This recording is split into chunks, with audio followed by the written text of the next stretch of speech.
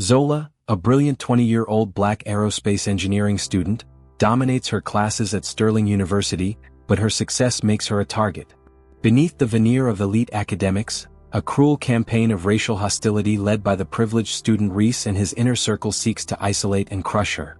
When the bullying escalates from veiled insults to direct sabotage of her groundbreaking research and a digital attack on her personal security, Zola realizes the administration won't protect her.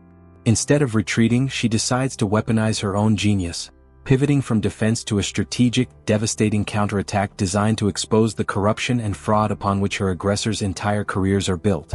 If you liked the video and have subscribed to my channel, let's move on to our story. Enjoy watching. The fluorescent lights of the Sterling University School of Engineering common area hummed with a sterile, insistent energy, a stark contrast to the chaotic, vibrant world Zola carried inside her. At 20 years old, she was a walking contradiction, a young black woman with an infectious, gap-toothed smile who was relentlessly pursuing a doctorate in aerospace engineering, a field so overwhelmingly white and male it often felt like an exclusive, frozen-over lake she was constantly trying to skate across without falling through.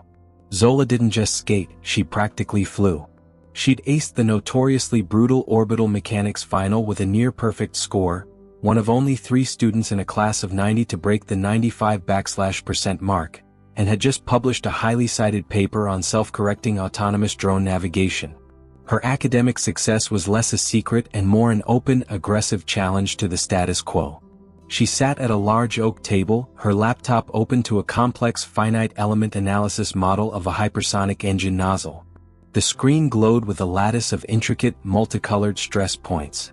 Around her, the usual lunchtime chatter of caffeinated undergrads and grad students swelled and faded, a white noise track to her internal symphony of calculations. She wore an oversized vintage NASA sweatshirt that dwarfed her frame, faded jeans, and a pair of neon green headphones that were a clear signal: do not disturb. For the most part, people respected the signal.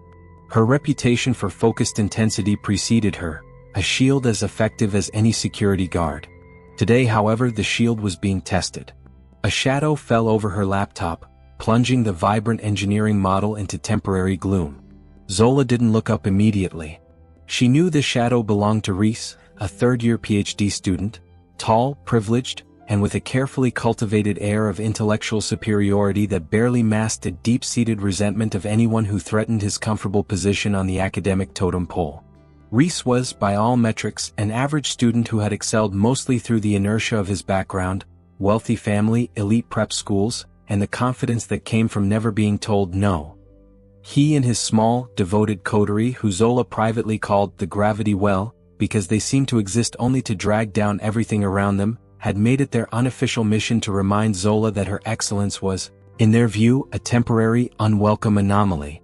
Zola slowly lowered her headphones, the sudden silence of the room rushing into her ears.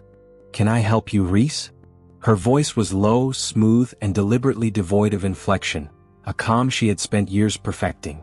She kept her eyes on the screen, her fingers hovering over the trackpad. Reese leaned in, his hands braced on the table near her coffee cup. His clean-shaven face was set in a patronizing half-smirk, the expression of a man who thought he was performing a public service by pointing out a flaw. The 2 students flanking him, a gangly, nervous-looking guy named Finn and a perpetually bored-looking young woman named Anya, stayed a respectful distance back, their presence a silent, supporting chorus. "Just admiring your setup, Zola," Reese drawled, his voice carrying just enough to draw the attention of the surrounding tables. "Complex model. Looks almost professional. Must be difficult to keep up with that level of detail when you have, other extracurricular demands on your time."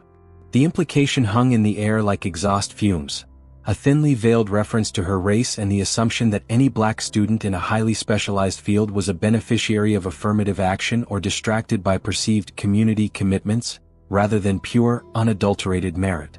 It was a classic Reese move, the subtle, passive-aggressive dig that was designed to be deniable while leaving the intended sting. Zola finally lifted her gaze, meeting his pale, watery eyes directly. She let a full, silent beat pass, refusing to rush to defend herself.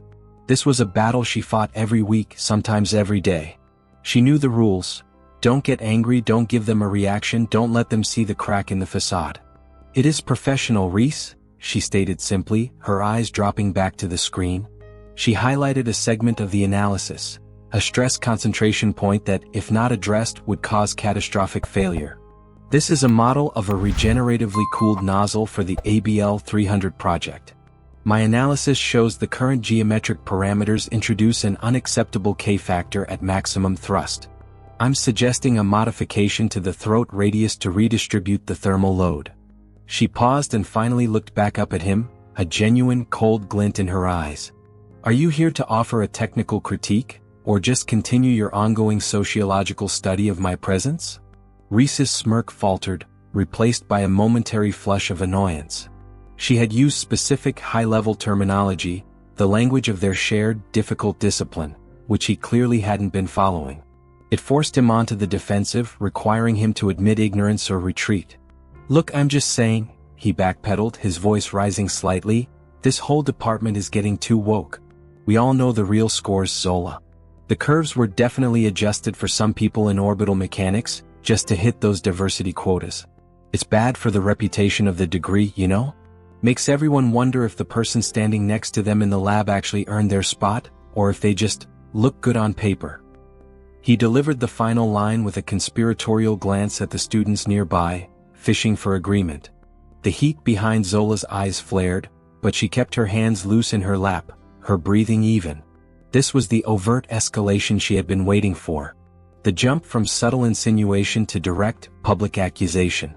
"You're right, Reese," she said, her voice dropping to a near whisper, forcing him to lean closer to hear her. This intimate proximity was a power move, unsettling him. The scores were adjusted. For the whole class. Because the exam was statistically too difficult. But let's talk about the real scores. Your raw score before the curve was applied was a 68. She leaned in just a fraction more, her expression utterly serious. "Mine was a 94. You needed the adjustment to pass." "I needed the adjustment because the department requires an A grade B between 90 and 100, and I earned it." She paused, then delivered the quiet kill shot. "So, yes, the adjustment was made. And it showed very clearly who belongs here and who is barely holding on to a spot. I'm not the one making the department look bad, Reese. You are." Reese recoiled as if struck, his face contorting with genuine anger. For a moment, the patronizing veneer was gone, replaced by naked, ugly fury. "You just watch it, Zola," he hissed, the volume now too low for the surrounding students to clearly catch. "You can play the little victim and the little genius, but the real world doesn't care about your GPA. You're trying to work in a field that's built on a certain kind of network, a certain kind of history. You push too hard, you threaten the wrong people, and you'll find out just how fast that success of yours can disappear. You're an outsider, Zola. And this place has a way of fixing anomalies." He straightened up, his eyes sweeping the room, regaining his composure. He patted her laptop with a mock-friendly heavy thud that jarred the screen. "Enjoy your analysis. Don't stress too much about the K-factor. Or, the actual factors at play." And with that, he turned and walked away, his two satellites, Finn and Anya, falling back into formation behind him, Anya sending Zola a brief, unreadable but undeniably pitying glance. The chatter of the common area slowly crept back in, but a heavy silence remained around Zola's table. The students who had been watching quickly looked away, burying their faces in textbooks or phones, unwilling to make eye contact. The message was clear. They had witnessed the exchange, they knew it was wrong, but they were unwilling to intervene. Complicity was the silent policy of the School of Engineering. Zola's heart was thrumming a frantic rhythm against her ribs, a violent drum solo she struggled to mute. Her hands, despite her effort to keep them still, were shaking slightly. She pressed her lips into a thin line, took a deep, shuddering breath, and reached out to adjust the focal length on her screen.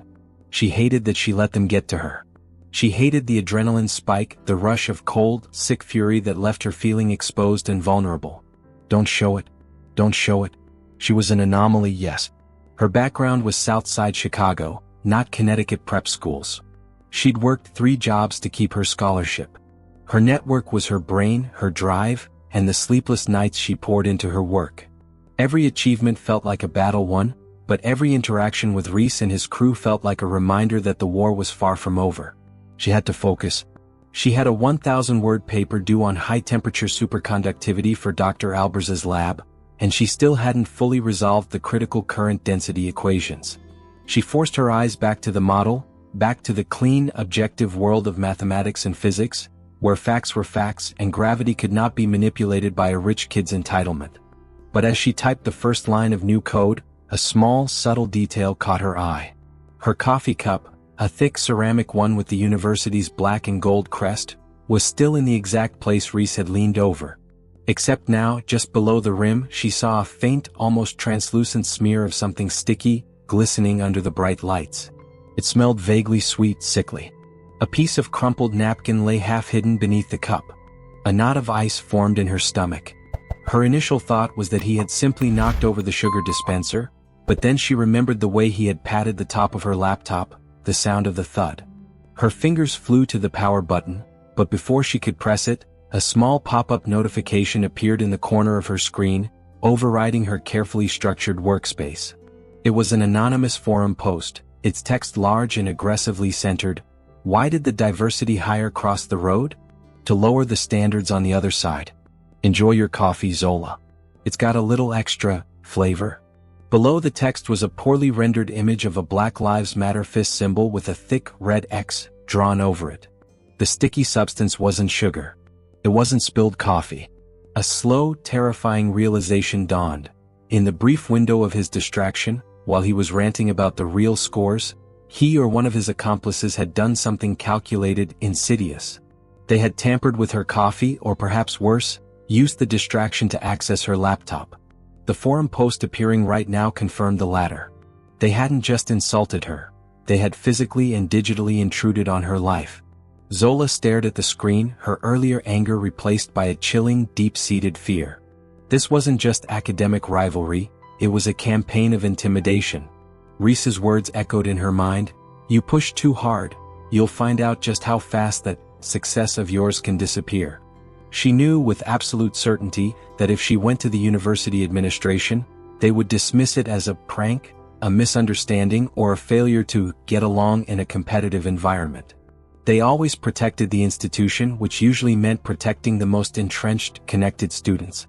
Zola reached out, slowly, deliberately, and clicked the X on the forum post. Then she pulled up her command prompt window. The shaking in her hands had vanished, replaced by a laser-like focus. Fear, she realized, was a terrible motivator, but rage, cold, controlled, engineering-grade rage, could be an accelerant. Reese had made a profound miscalculation. He thought he was dealing with a student who could be intimidated. He was actually dealing with an engineer who understood systems and how to exploit their vulnerabilities. She was going to fight back.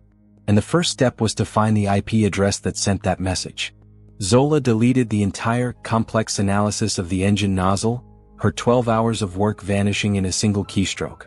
She opened a new, blank document. The title, Project, Redefine Gravity. The scent of the sugary, viscous liquid on her coffee cup was still faintly discernible, clinging to the air around Zola's desk like a malicious whisper. She didn't touch the cup again. Instead, she took a picture of the faint, sticky residue with her phone, then carefully wrapped the ceramic in a thick wad of paper towels and tucked it into her backpack. Evidence. Reese had made two fundamental errors. First, he had underestimated her technical acumen. Second, he had physically and digitally contaminated a piece of engineering equipment, her laptop and her coffee, in an engineering school. In this world of quantifiable data, that was a blunder. Her focus now was pure code. The adrenaline from the initial shock had burned off, leaving behind a cold, efficient clarity. Zola was deep in her element, the command prompt window her canvas. She was tracing the anonymous forum post. The message itself was a throwaway, but the delivery mechanism was not. She'd identified it as a scripted local pop-up, not a genuine external attack, which meant the source IP had been cloaked but was still internal to the university's closed subnet, or possibly even the local wireless mesh. She ran a complex, multi-threaded script that targeted the campus network's DHCP logs and cross-referenced them with the timestamp of the message appearance, 12:47 p.m., and the approximate location of the common area access points. It was like searching for a single grain of sand on a vast beach, but Zola specialized in pattern recognition. She knew Reese was smart enough to use a VPN or a MAC address spoofer, but arrogance often bred carelessness. He'd wanted to be fast, and speed always left a trail. An hour bled into another. Lunchtime traffic in the common area dwindled, replaced by the hushed bustle of afternoon classes. Zola ignored the world, her fingers flying across the keyboard, occasionally muttering to herself, got it, too deep, back up." She was navigating the university's labyrinthine network architecture, a system she knew better than most of the IT staff, having found and reported 2 critical security holes during her first year.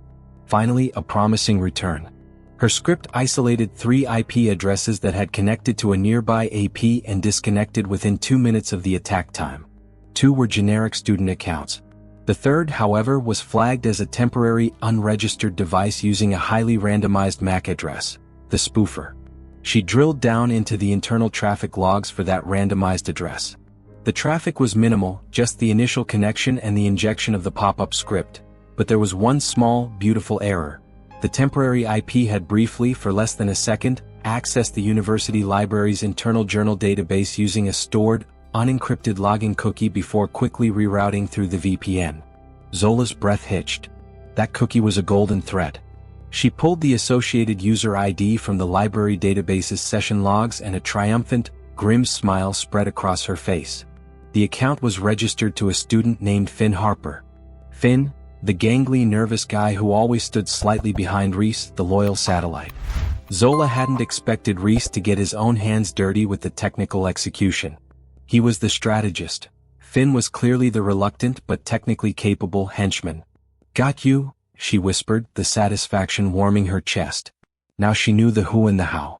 Reese had ordered the hack, and Finn had executed it, likely using his own login to briefly check the library for reference materials for their own work, a quick, careless action that left a digital fingerprint. This confirmed they weren't just spouting bigoted opinions. They were actively engaging in digital harassment and physical tampering. Zola immediately opened a new encrypted folder on her desktop and meticulously saved all the evidence. The log files, the timestamp cross-references, the library session details, and the photo of the sticky residue. This was her digital declaration of war. She wasn't going to the administration yet. Reporting Finn would likely lead to a slap on the wrist for him, and for her, it would mean the public dismissal of her concerns as a trivial student spat. She needed leverage, something that would threaten Reese, the true architect of the bullying, and hit him where he was most invested, his career. Her internal conflict crystallized. Her moral code demanded she report the harassment. Her pragmatic, engineering mind demanded she ensure the report would be effective, a variable that required more force than the administration typically allowed. Suddenly, a new notification flashed on her phone, a text from her graduate advisor, Dr. Albers. "Zola, a quick concern. Your high-temperature superconductivity paper for the lab. I'm seeing some strange errors in the shared drive version. Can you stop by my office at 4? Bring your local copy." A cold dread replaced her earlier satisfaction. The shared drive. She had uploaded an early draft of the superconductivity paper the night before. If Finn could gain access to the network, he could likely access the department's shared project drive, especially if he was using a campus computer or a compromised admin key. Zola checked the time, 3:30 p.m. She had half an hour to check the file. She opened the shared drive. The superconductivity paper was there, timestamped 12:50 p.m., 3 minutes after the attack. She downloaded it and ran a checksum hash against her local, untouched version. They didn't match. Heart pounding, she opened the compromised file. The paper looked identical at first glance, the dense prose and complex equations seemingly intact. But then, she scrolled to the final section, the experimental procedure and results. Her meticulously calculated critical current density figures had been subtly, yet fundamentally, altered. Not obvious changes, but minute, technical errors that, if presented, would invalidate the entire paper and likely lead to an explosion in a controlled lab setting if anyone followed the procedure. It wasn't just sabotage, it was an act of malicious, potentially dangerous intellectual vandalism. They had found her work and they had poisoned it. And this was the truly terrifying part. The changes weren't random. They were sophisticated, using high-level concepts that only an advanced student, perhaps Reese himself, would understand. This wasn't just Finn's clumsy hack. This was targeted, informed sabotage designed to make Zola look fundamentally incompetent or worse, dangerously reckless. Zola closed the file, the silence of the nearly empty common area amplifying the gravity of the attack. They hadn't just tried to embarrass her, they had tried to manufacture her failure. She looked down at her new desktop file project, Redefine Gravity. The time for defense was over. She backed up her original file, restored the corrupted version with her local copy, and closed the shared drive. She then spent the last 15 minutes before her meeting setting up a single, simple honeypot file in the deepest, least used corner of her personal cloud storage, labeling it ABL 300 proprietary leak, do not open. It was a digital tripwire, a breadcrumb designed to lure Reese and his crew into a legal and ethical violation so severe the university couldn't ignore it. She grabbed her backpack, the wrapped coffee cup a heavy, comforting weight, and headed toward Dr. Albers's office. She would play the role of the stressed student who had simply made a minor error in the shared drive. She wouldn't mention the sabotage yet. She needed to observe their next move before she launched hers. She had the who and the what. Now she needed to build the case. Dr. Albers's office smelled of stale coffee, printed paper, and the faint metallic tang of electrical components. The advisor, a woman in her late 40s with a kind but perpetually tired face, gestured Zola to a chair. The meeting was brief, almost uncomfortable. Zola, the figures in the shared document for the critical current density were off by almost 15%. That's significant, Dr. Albers said, tapping a printout. It's not like you. Did you make the change late at night? Stress maybe? Zola maintained a careful composure. Yes, Dr. Albers. I'm sorry. I was revising the thermal constraints and must have mistyped a coefficient in the final calculation. I double-checked my local file just now and it's correct. I've re-uploaded the correct version. She paused, then took a calibrated risk. And Dr. Albers, I need to talk to you about something else. Something about the environment here. She laid out the facts simply, keeping the emotion strictly under wraps. The racially charged comments, the attempt at public humiliation earlier in the day, the strange substance on her coffee cup, and the sudden, suspicious corruption of her shared research paper moments after the confrontation. She didn't name Reese or Finn, focusing instead on the pattern of targeted hostility and digital intrusion. Dr. Albers listened, nodding sympathetically, but Zola could see the familiar institutional calculation happening in her eyes. The risk assessment, the paperwork, the potential scandal. Zola, I hear you, and this is completely unacceptable, Dr. Albers began, her tone gentle but guarded. But the common area is shared. The network drive is technically accessible to anyone with a student login. The sticky substance, it could be anything.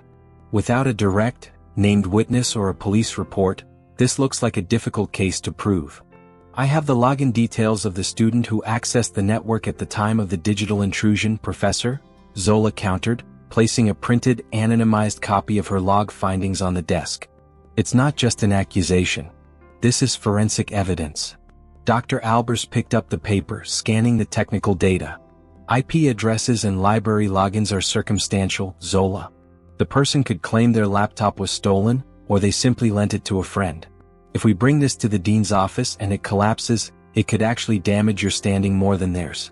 You'd be seen as overly sensitive or creating unnecessary conflict. The phrase, damaging your standing, was the true politic of the institution, spoken aloud. Zola realized the professor wasn't trying to be cruel, she was being realistic about the university's inertia.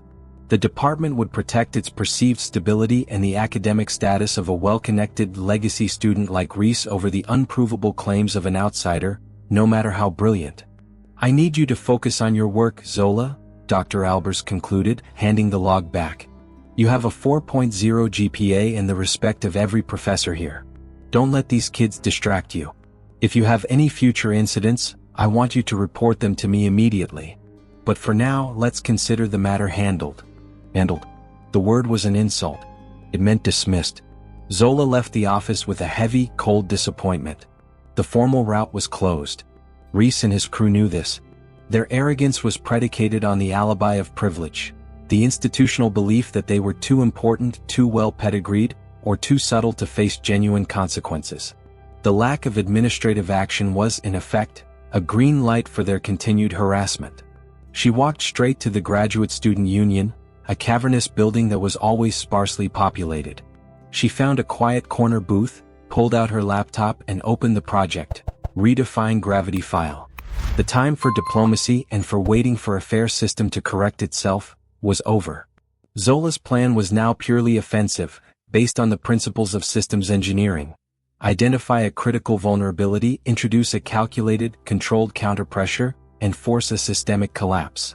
She thought about Reese. His strength was his social network and his confidence. His weakness, she suspected, was his academic rigor.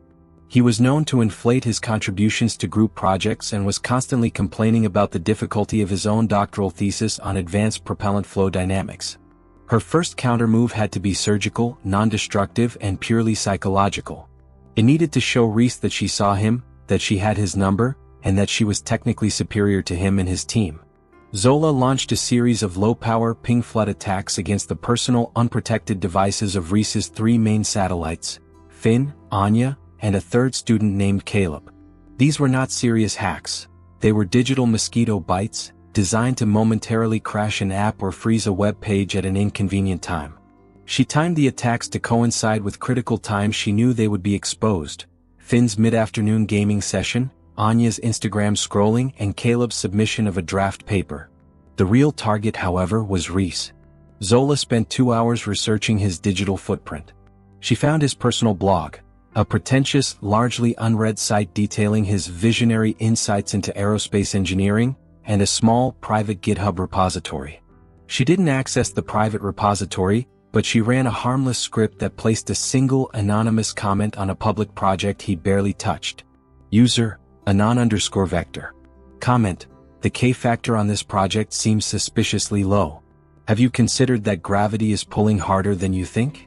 \left, \frac m, or caret, \approximate, \text, error, \right. It was a brilliant, almost invisible reference.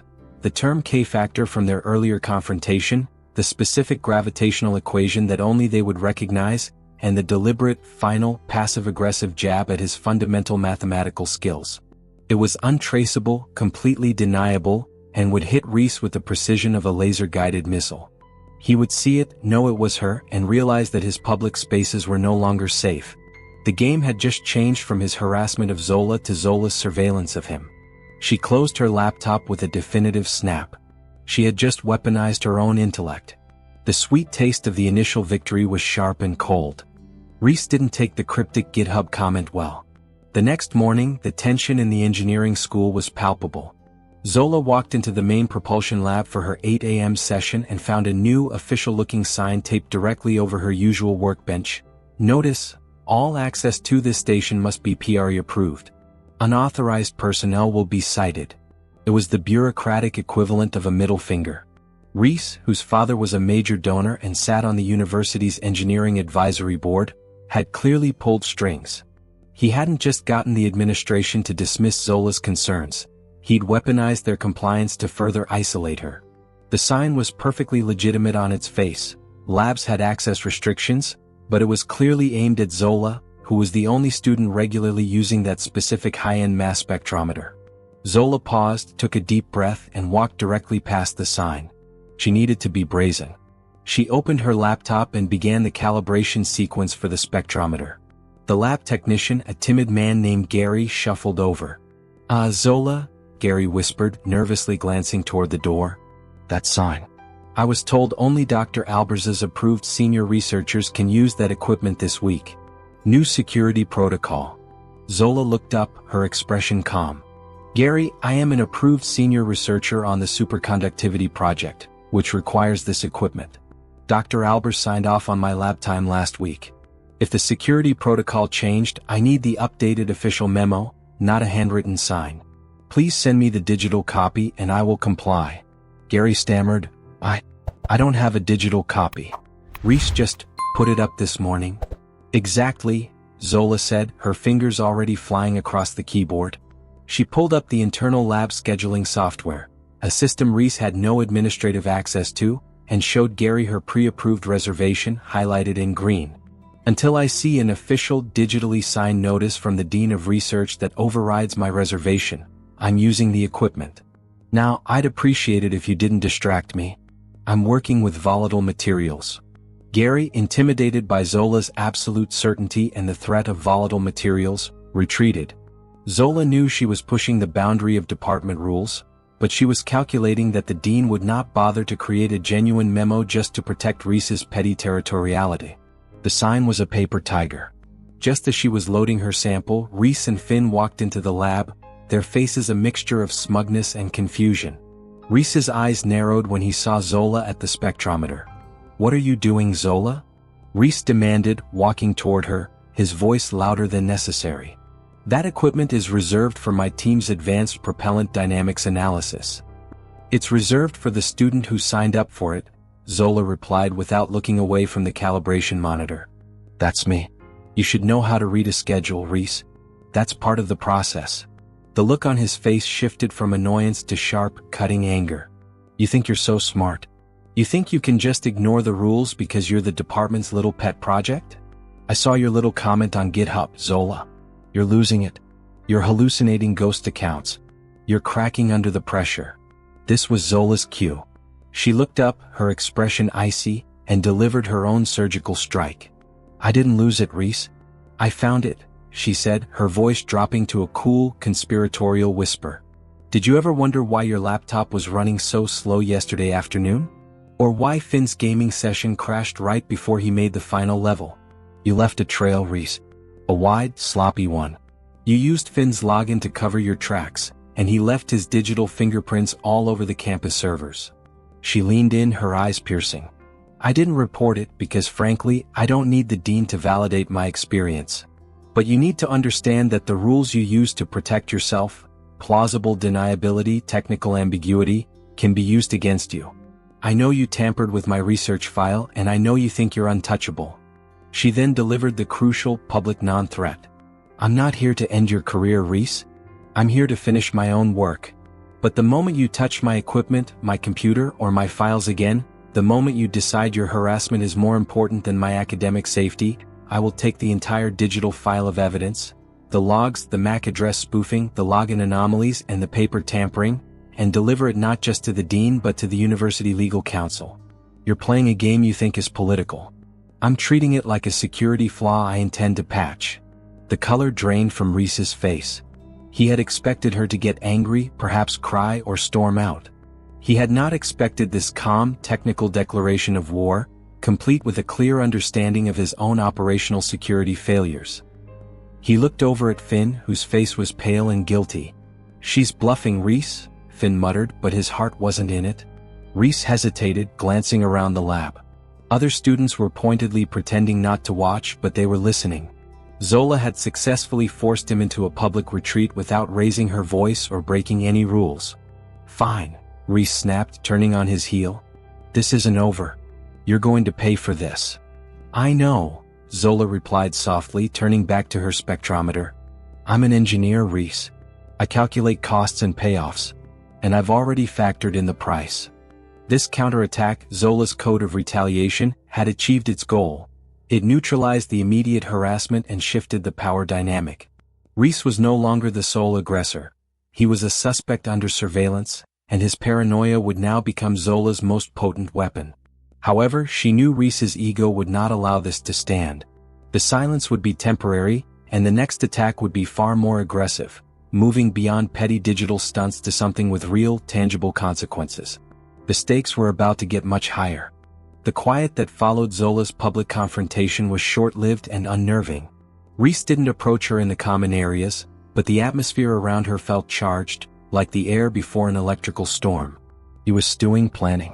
The retaliation came 3 days later, and it was a masterpiece of institutional sabotage. Zola's biggest current project was the development of a proprietary microthruster array for CubeSat applications, a delicate, cutting-edge piece of hardware. She was running the final thermal vacuum testing in a small, specialized chamber in the basement of the engineering building. She had spent the last 8 months refining the array, a system of tiny 2-centimeter-long propulsion jets etched onto a ceramic wafer. The test was scheduled for late Thursday night, the only time she could secure 48 hours of uninterrupted chamber time. When she arrived at 10 p.m., the access light on the chamber door was dark, and a large handwritten note was taped across the control panel. Chamber 4 out of service. Repairs in progress. Zola's heart sank. She recognized the handwriting. Sloppy, capital letters that looked identical to the sign Reese had put up in the propulsion lab. This wasn't a genuine repair. It was a lie designed to derail her test schedule, which would set her project back by weeks, perhaps even months, given the demand for the chamber. She checked the door lock. It was a standard electronic keypad, not the custom one for repairs. Zola pulled out a specialized USB tool she kept for legitimate network diagnostics and plugged it into the chamber's external logging port. She quickly accessed the internal system logs. The chamber had been used just hours ago, and the emergency shutdown procedure had been manually initiated at 7:30 p.m. The system logs showed no failure codes, no maintenance requests, and no service technician sign-in. However, the final terrifying entry was an override code entered just before the shutdown. The code wasn't one of the standard 10 maintenance overrides. Zola had an uneasy feeling, and she quickly cross-referenced the unique 9-digit string against a known list of internal department-level codes. The codes used for authorized high-level administrative access. The code belonged to Dr. Albers's assistant, a young man named Ken. And the access was logged not from Ken's office, but from a terminal in a basement storage closet that Zola knew was often used by graduate students for quick, out-of-the-way meetings. Reese hadn't hacked the system. He had exploited a personal, human vulnerability. He had likely used a minor student to either steal the code or trick the assistant into giving him temporary access, weaponizing the human element of the system. This was more than just delaying her work. It was a physical attack on her research. The emergency shutdown procedure involved flooding the vacuum chamber with atmospheric air at an accelerated rate, which could severely damage the microthruster array's delicate gold-plated electrical contacts, or even crack the ceramic wafer itself. She immediately opened the chamber and pulled out the tray containing the thruster array. She rushed it to the nearby clean room, her hands trembling with a mixture of fear and adrenaline. She set up the scanning electron microscope, SEM, and loaded the array. The image that bloomed on the screen was devastating. Microfractures spiderwebbed across 2 of the 16 jets. The sudden pressure change had caused a fatal shear failure. 8 months of flawless, painstaking work, the core of her doctoral thesis, was broken. It was a catastrophic, undeniable loss. Zola stood back from the SM, the buzzing of the machinery the only sound in the small, white room. The anger she had felt before was a controlled fire. This was an explosion. Reese hadn't just tried to hurt her feelings or sabotage a grade. He had tried to destroy her academic future. This failure could delay her graduation by a year or more. But in the white-hot center of her despair, a cold, hard thought formed. Reese's crew left physical evidence. They had physically been in this restricted area. They had entered the maintenance closet. They had handled the control panel. Zola knew that the university's surveillance cameras in the basement were notoriously grainy, but there was one system that was always 4K quality and logged. The internal security system for the restricted access clean rooms. Zola ran a quick query on the maintenance closet's single low-resolution camera log. As expected, the footage was useless, too dark, too shaky, and the person had been wearing a hat and hoodie. However, the clean room entrance, 50 feet away, had a high-resolution iris scanner and a constant stream of 4K video. If Reese or one of his team had come out of the maintenance closet and walked past the clean room on their way back up to the main floor, they would be visible. Zola spent the next hour meticulously scrubbing the video. 7:30 p.m. Emergency shutdown. 7:32 p.m. A shadowy figure emerges from the maintenance closet and walks toward the main stairs. At the moment the figure passes under the fluorescent light near the clean room, Zola freezes the frame. The hood is up, but the figure glances up at the ceiling, and for a half-second the light catches the side of his face. It was Caleb, the third satellite who had been involved in Zola's initial ping flood. His distinctive, expensive leather jacket was unmistakable. Zola had the physical proof. Caleb's image at the scene of the crime, immediately following the deliberate sabotage of federally funded research equipment. This was a violation of university policy, state law, and, critically, the Research Ethics Code. Zola didn't call Dr. Albers. She didn't call the dean. She didn't even contact the police. She knew that Caleb was just a pawn. She saved the video clip. She had the digital trail linking Finn to the initial threat, and now she had the physical trail linking Caleb to the equipment sabotage. All roads led to Reese. The only way to ensure the system corrected itself was to give it a problem so big, so embarrassing, that protecting Reese became a greater liability than exposing him. She needed to bypass the problem of the department protecting its own. She needed a vulnerability so deep it threatened his entire academic lineage. Zola looked at the broken microthruster array, then at her screen showing Caleb's grainy, guilty face. She had to rebuild the thrusters, but first she was going to deconstruct Reese's thesis. She had to prove that his entire career was built on a foundation of sand. She would use the damage to her work as the justification for her next, final, all-consuming action. The broken microthruster array became Zola's fuel. She worked tirelessly, spending days rebuilding the delicate components, but her nights were dedicated to the thesis gambit. She knew Reese's doctoral work on advanced propellant flow dynamics was his sacred cow. If she could prove that was flawed, or fraudulent, the dominoes would fall on their own. Reese's thesis was dense, impenetrable, and filled with highly specialized, unpublished data from his father's private aerospace firm. Most students avoided discussing it, assuming the proprietary nature of the data made it unassailable. Zola saw it as a perfect honeypot for intellectual fraud. She needed access to a clean, final version of his thesis. She used her technical skills to briefly and anonymously spoof the network ID of the engineering librarian, a high-level read-only access, and located the most recent draft of Reese's submission in the department archives. She quickly downloaded the file and immediately wiped her access trace, a procedure that took less than 45 seconds. She pored over the 300-page document, not looking for minor errors, but for a systemic, intellectual lie.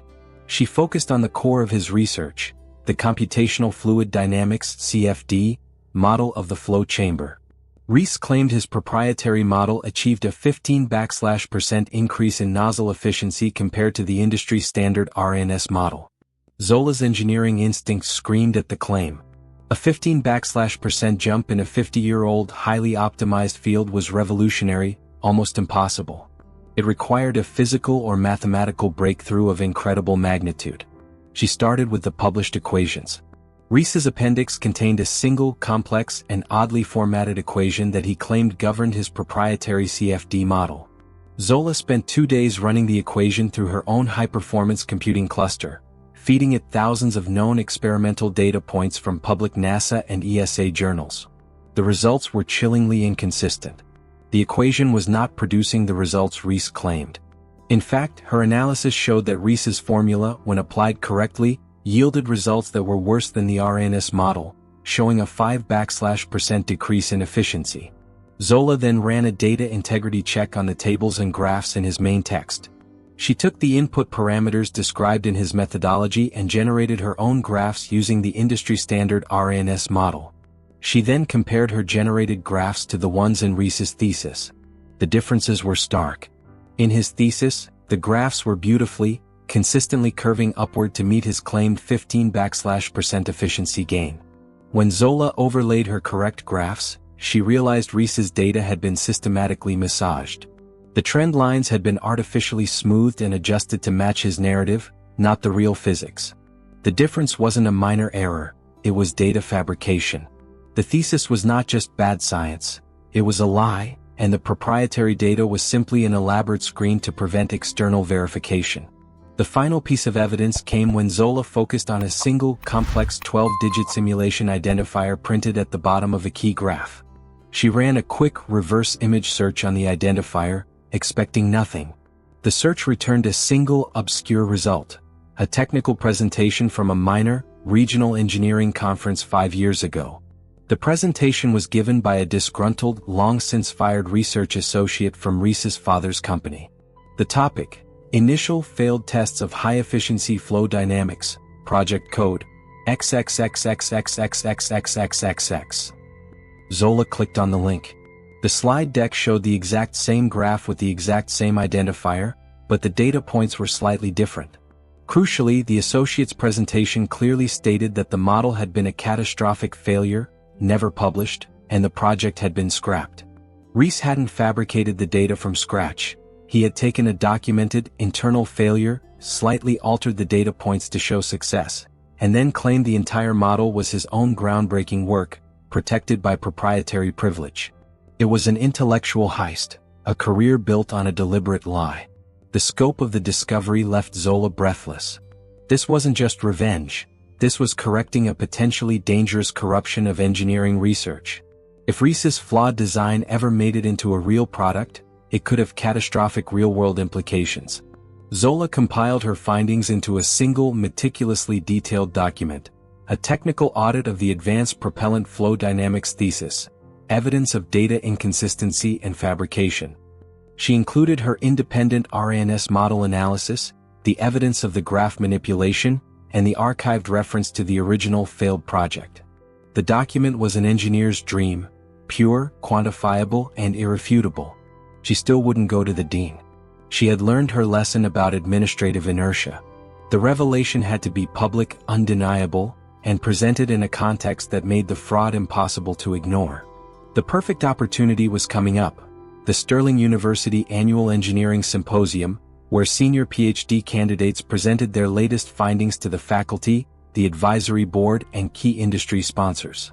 Reese was scheduled to present the final findings of his groundbreaking model in the prime 10 a.m. slot on the main stage.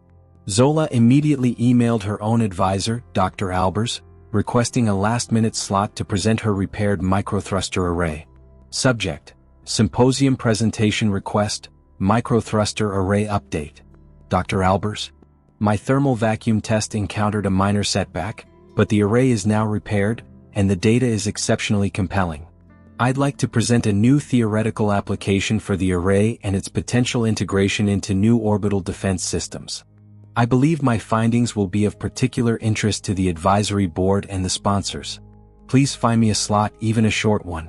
Dr. Albers, impressed by Zola's resilience and the urgency in her request, secured her the final afternoon slot on the main stage. Zola knew the presentation wasn't about the thruster array. It was about Reese. She would use the symposium, the very platform Reese used to build his fraudulent career, to execute her final perfect counterstrike. The atmosphere in the Sterling Hall auditorium was thick with the scent of new suits, overbrewed coffee, and intellectual ambition. The annual engineering symposium was the department's most public event, a high-stakes show for faculty, future employers, and critically the advisory board, which included Reese's powerful father. Reese was finishing his presentation. He stood at the podium, radiating the confidence of a man who believed his entire fraudulent career was about to be rubber-stamped. He flashed a brilliant, rehearsed smile as the final slide, a glossy image of his claimed high-efficiency nozzle, filled the massive screen. In conclusion, he announced, his voice booming with artificial gravitas, our new CFD model achieves a performance metric that will redefine propellant usage for the next generation of deep space vehicles. We anticipate a 15% efficiency gain over current industry standards. Polite, reserved applause followed. Zola was sitting in the back row, her laptop containing the technical audit resting heavily on her knees. She didn't applaud. The afternoon session began and Zola waited. Her slot was the last of the day. Dr. Albers introduced her with a slightly warmer tone than usual, noting Zola's remarkable tenacity in recovering her data. Zola took the stage. She was dressed simply, powerfully, a crisp, dark suit jacket over a modest turtleneck, her focus entirely on the subject matter. Her presentation, titled Geometric Constraints and Real-World Performance Metrics for Microthruster Arrays, was flawless. She discussed the thermal challenges, the sheer failure in her initial test without naming the saboteur, and the successful redesign. She was brilliant, speaking in the assured, precise language of a true expert. The audience was rapt. As she reached the Q&A segment, Zola took a sip of water, her heart beating a steady, rapid rhythm. This was the moment. Reese, seated in the front row next to his father, raised his hand with an arrogant smirk. A technically interesting presentation, Zola, he began, his voice dripping with condescension. But I must ask, given the thermal limitations you outlined, how is your array's performance scalable? Frankly, the power-to-thrust ratio seems fundamentally inadequate for anything beyond minor station keeping. It feels like a brilliant solution to a very small problem. Zola fixed her gaze on Reese, then let her eyes sweep across the rest of the faculty and the advisory board. That's an excellent question, Reese, and it touches on the core of applied engineering. Ensuring theoretical models hold up to physical constraints, Zola responded, her voice calm and amplified by the microphone. She walked over to her laptop and clicked a button. The image of her microthruster array vanished, replaced by a new slide. A simple, stark image of an equation, Reese's proprietary CFD formula from his thesis. The auditorium went silent. To answer your question on scalability, we must first ensure our foundation is sound, Zola continued, her voice gaining a dangerous edge of technical authority. Reese's thesis claims a 15% efficiency gain based on this formula. I was curious, so I ran an independent, third-party audit of his equation against public, verifiable experimental data. She clicked again. The screen split. On the left was Reese's claimed 15% efficiency graph. On the right was Zola's RNS-generated graph using the same inputs from his methodology section. My analysis, using industry-standard RNS modeling and the parameters outlined in his own paper, shows that his formula actually yields a 5% loss in efficiency, Zola stated clearly, pointing at the stark contrast between the two graphs. The theoretical model, therefore, appears to be fundamentally flawed. Reese sprang to his feet. This is insane. That's proprietary data. You have no right. Proprietary data that conflicts with the known laws of physics must be challenged, Reese. Zola cut him off, maintaining control of the stage. She clicked to the next slide, a close-up of the simulation ID. Furthermore, Zola pressed, her voice unwavering, I found that the simulation identifier on a key graph in your thesis, this 12-digit sequence, matches the project code for a documented, internal company failure from 5 years ago. A project that was abandoned because the model was proven incorrect. She showed the side-by-side comparison, Reese's thesis graph and the graph from the retired research associate's conference paper. The similarities were undeniable, the subtle data massaging now obvious to anyone with a trained eye. This is not a technical disagreement, faculty, Zola announced, addressing the advisory board directly. This is evidence of data fabrication, a severe violation of academic and professional ethics. The data in Reese's doctoral thesis was not revolutionary. It was a recycled, failed design that was cosmetically altered to show an artificial success. The auditorium erupted. Murmurs, gasps, and the furious, booming voice of Reese's father, who was standing and yelling at the dean. Dr. Albers looked stunned, her hand covering her mouth. Reese, red-faced and panicked, lunged for the podium. You crazy liar. This is revenge. She's a disgruntled student. You all know what she is, a diversity hire trying to bring down the real talent. Zola stepped back, allowing his self-incrimination to echo through the auditorium. She then calmly retrieved her phone from the podium and held it up. That slur and the attempts to sabotage my work are also part of this technical audit, she said, her voice now dangerously soft, yet carrying across the entire room. She clicked a final button. A new screen appeared on the projection. The 4K video still of Caleb's face in the basement, clearly visible at 7:32 p.m. emerging from the maintenance closet, followed by the image of her fractured microthruster array. Below that, the log file evidence of Finn's login being used to tamper with her research paper. This entire campaign of harassment, the digital threats, the slurs, the attempt to destroy my thesis project, was an attempt to silence the only person in this department who had the technical skill and the distance from his privileged network to discover the truth, Zola concluded. My thesis project was physically sabotaged because Reese knew I was a threat to his fraud. She looked directly at Reese, who was now being physically restrained by a professor. The system you rely on, Reese, is broken. And like any good engineer, I've introduced a new variable designed to force a catastrophic failure and a subsequent repair. Zola collected her laptop. She didn't wait for the faculty committee to descend or the chaos to subside.